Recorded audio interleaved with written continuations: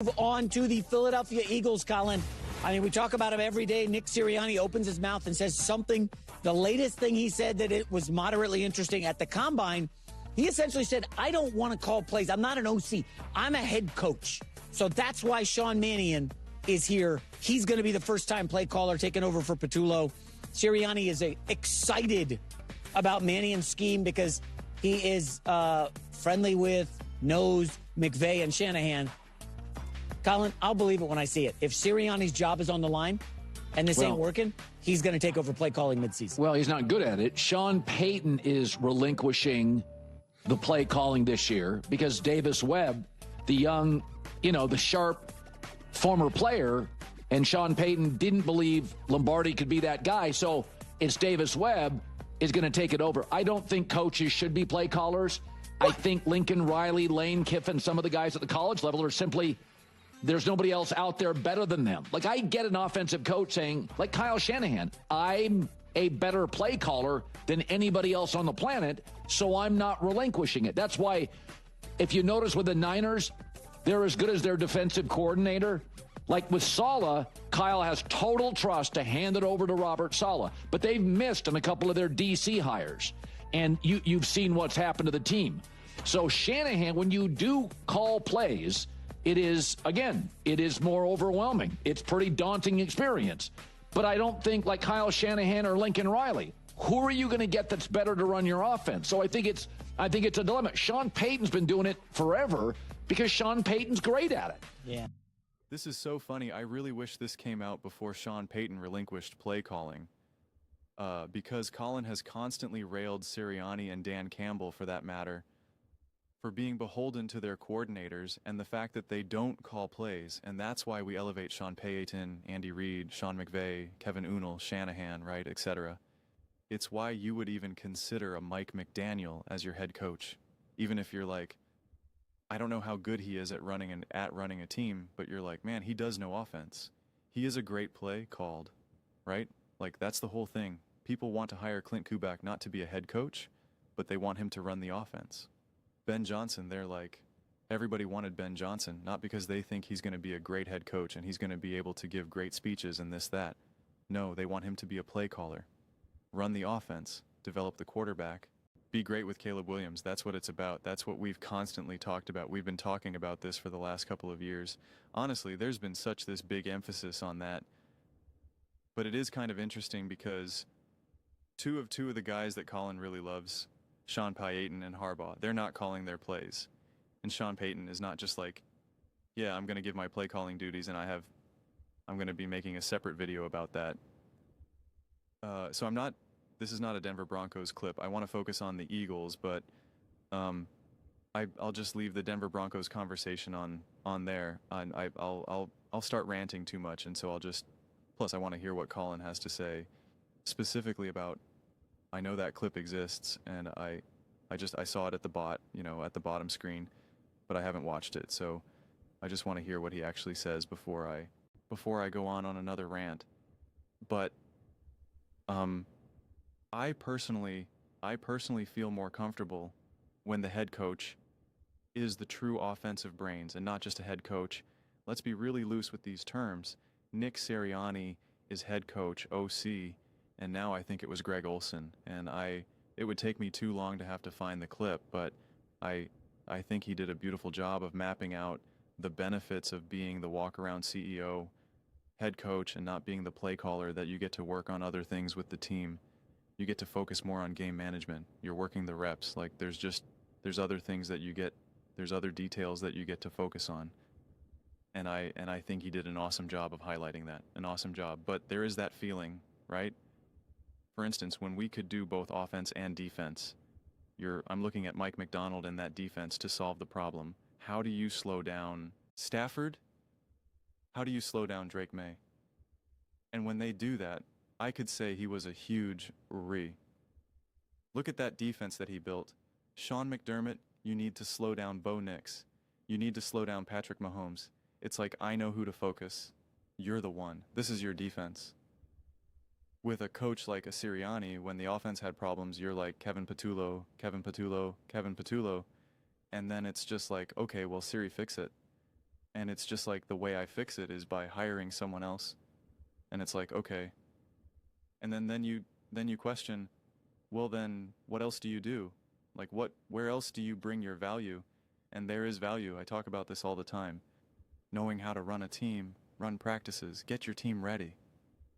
Like there's plenty of other stuff that a head coach does besides just X's and O's. But I'm just saying, for me personally, I feel most comfortable when the coach has the solutions to the problems that arise.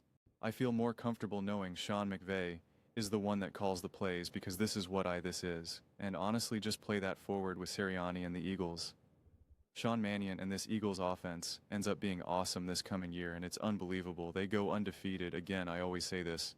Take examples to the extreme. They paint the clearest picture. Sean Mannion and this Eagles offense is historic. They hang 35 points a game every single game, go undefeated, and win the Super Bowl. Jalen Hurts has never looked better.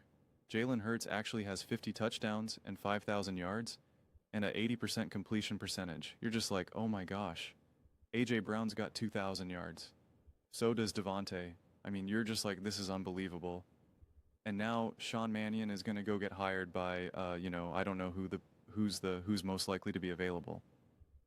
The Washington Commanders. They're moving on from Dan Quinn. And you're like, that's what you're going to do? And now the Eagles are going to hire Lombardi. Again, I don't know. Insert someone's name and you're like, I don't know about that. I don't know about that. So that's the weird thing. That's the tricky thing. And listen, a Harbaugh, like with the Chargers, I'm super high on Harbaugh. I love what he can do. Love the culture that he brings. Loves all of that. But it is kind of interesting that he's like, I'm hiring who most people see as an elite offensive mind. I'm hiring Mike McDaniel to run my offense. Doesn't that somewhat devalue what a Harbaugh can do to a degree? Like this is an interesting conversation to be had. And that's why there's a separate conversation about Sean Payton, because I do believe Sean Payton is a huge reason they made the decisions that they've made over these last few years. Moving on from Russ, drafting Bo Nix, double doubting on defense this past offseason, I do believe that he was the engine of a lot of these moves, but when you have a GM like a Howie Roseman, he's the engine of the moves. I don't think Nick Sirianni was like, we're going to get Saquon Barkley, we're going to make a move, and let's get A.J. Brown. I don't think that, right? And so it's just, I wonder, and I don't think this will happen, but I just question if you have more of these clear defined roles and there's more of this mutual respect of essentially an offensive coordinator who clearly has a ton power and a true sense of I am a legitimate coach. I'm not just a coordinator. And all the praise goes to say this other guy, that if you have a situation where you can have essentially you can have a Dan Campbell and a Ben Johnson coexist for longer, or the moment Sean Mannion has success with the Philadelphia Eagles, he's not now immediately a head coach somewhere else, that it's kind of no, I'm going to be here for 5 years because I'm getting paid a ton of money. I'm getting obviously respect. I'm known as a big part of this coaching stint. I am it's not just I'm below Sirianni.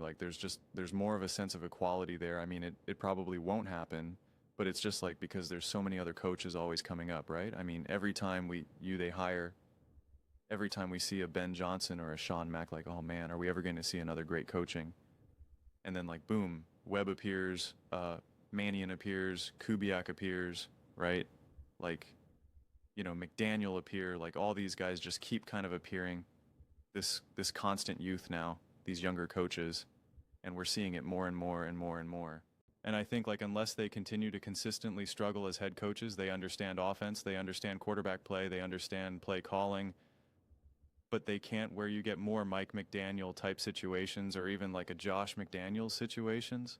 All the McDaniels, McDonald, it's so hard to keep up, man. But unless that becomes a consistent trend, I just think these anytime you get a great coordinator, they're gone. And then you got to really make because even Colin here said this, and I'll end here when he was talking about the 49ers. Oh, there was a swing and a miss on some defensive coordinators. Well, are you expecting to be able to knock it out of the park every single time? You can't have a 100% success rate. And the reality is is that very much in the NFL, these type of situations do become pretty binary. You either do hit a home run, grand slam, touchdown, or you don't. I mean, the Eagles are the perfect example of that. When they hit, it's like, oh, going to the Super Bowl. When they don't, it's like, oh man, I really wish we had anyone else but this guy, because the stakes are too great. The stakes are too high. I would be confident that if Sean Mannion ends up being this great coach and you don't have to take it as extreme as I did with the Undisputed and all this, but if this offense is huming and balling and we're saying Jalen has never looked better, I guarantee you the vast majority of fans are going to be like, let's keep Sean Mannion, because I think a lot of Eagles fans got to crash course in losing Shane Steichen. I think Shane Steichen was one of the, I don't want to say earlier examples because I'm sure there's plenty of other examples prior to that, but I think that was probably a pretty decent crash course for a lot of NFL fans, even diehard fans, even people that understand football deeply. I think it was, and especially the casual, I don't even mean casual like in a negative way, but the people that are just not as locked in. I think they kind of got a sense of like, oh, and then we got a couple other examples of that as well. On the defensive side of the ball, etc., where you're kind of like, oh, okay. And I think it can put you in kind of a somewhat tricky of a spot. And I just think like, how you navigate it, I don't have that answer, because like, again, take that extreme example. Sean Mannion, his offense, undefeated, 50 touchdown, right? 6,000 yards. And the Super Bowl, you're going to fire Sirianni and promote Sean Mannion. People would say you can't do that. But the reality is that businesses do stuff like that all the time. Businesses do that stuff all the time. If it's clear that you have some other guy, who has a lower position, but he's the one that drove all the sales, he's why you cracked the code. And now you're going public and you're making all this money. All right, this guy's promoted. Mike, you're no longer the whatever. You're now the VP. Oh, you're the VP of sales. That's good. That's good. That's so good. Or it's goodbye. The board voted you out. You're done. You still got your stock. Congrats, but you're no longer running this company. Like, that happens all the time. I'm not going to say it happens all the time, but it's not like oh my gosh, you can't do that. But in sports, it's kind of like, think about how sometimes these guys, and I've talked about this before with the Bears. I'll definitely end here. When the Bears fired, oh my gosh, I can't think of his name right now. Before Bed Johnson, whatever the heck his name is. Can't believe I can't think of his name. I think there was good reason to believe that he was actually a great defensive coach. I know he didn't do too great with the Dallas Cowboys, but that roster was a little rough. But if you believe that he was actually legit defense, and he did a good job in Chicago at least, a lot of other businesses, how they would run would be like, all right, we promoted you. We thought you were the head coach material. It didn't work out, but we want you to still be the defensive coordinator. We're going to keep you on defense, and then we're going to give Mike a shot to be the head coach now, right? Like, that's not necessarily abnormal within businesses, within other companies, whether it's, manual labor or whether it's, tapping away on a computer. Like, stuff like that happens all the time. It's not like kind of like, hey, we promoted you, you weren't good enough, and now we just fired. Now you're just gone. Now you're just out of the company. It's like, no, we thought you were ready to be the VP. You're not. We're going to put you back down to assistant sales, whatever. I don't really know how, the C-White works, but, it's just not that black and white, that cut and dry. And so, Eberloose, I got there. JCT, I got there. But that's not the way how it obviously works in football. That's obviously not how it works in the NFL.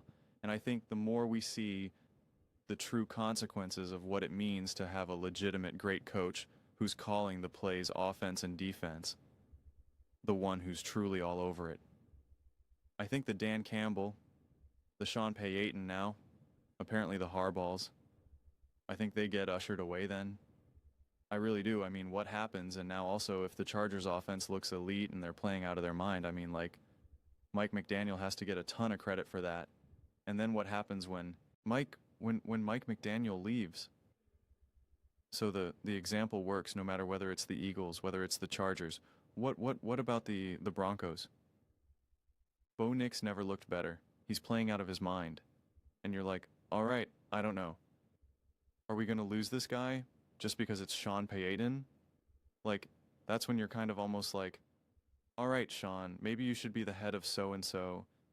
Like, you're not a coach. Kind of like with, I definitely would not be able to think of his name right now, but with the Celtics, he was a great coach, and then he was like, all right, I'm going to kind of be more of like the GM right now, build a team, kind of do that, and then I'm going to hire another coach. Like in a lot of ways, it's kind of what the Bucks kind of tried to do, but I just wonder if you believe in Sean Payton and all of that type of stuff. Like, he could still be the boss. He could be the boss of the head coach in a way, but he's not really the one running the team at that point. He's not the one that's really calling the plays and doing all that type of stuff. I just wonder if maybe some of these other guys, there's another evolution, or if it just maintains the status quo, but those guys just age out, right? Eventually it's goodbye, Andy. Goodbye, Sean Payton. Goodbye, Harbaugh. Yes, you bring a great culture. Yes, you bring this intensity to detail and all of that type of stuff.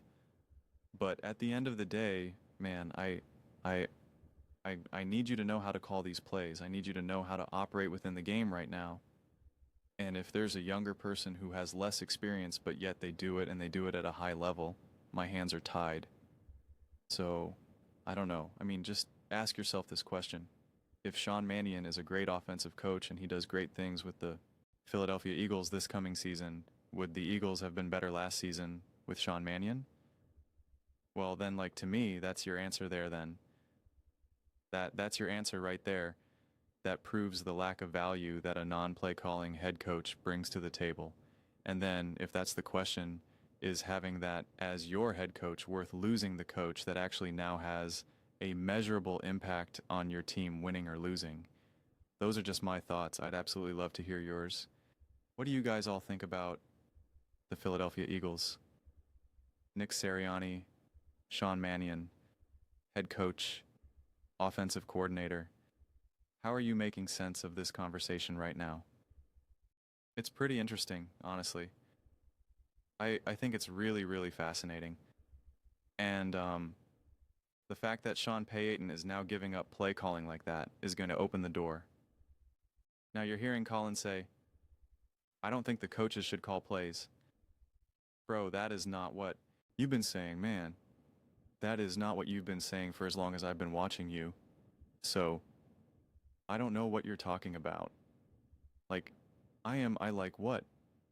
You can change your opinion, you can change your view. But then, like, then what's your problem with Nick Sirianni? Stop saying that he's beholden to the coordinators. That's what you said all last season. So, let me know. I read every single comment, whether you agree with me or disagree with me. Either way, let's get to some discussions. Let's get to some fights. But ultimately, let's just have some fun. And please do consider subscribing. We are building an amazing community here and absolutely love to see you part of it. I want to build something that we all legitimately feel connected to, something that we're really excited to be part of. I think we're well on our way to doing it. Please don't forget to give this video a thumbs up, as it really does help the visibility and the algorithm. Thank you so much. See you next time.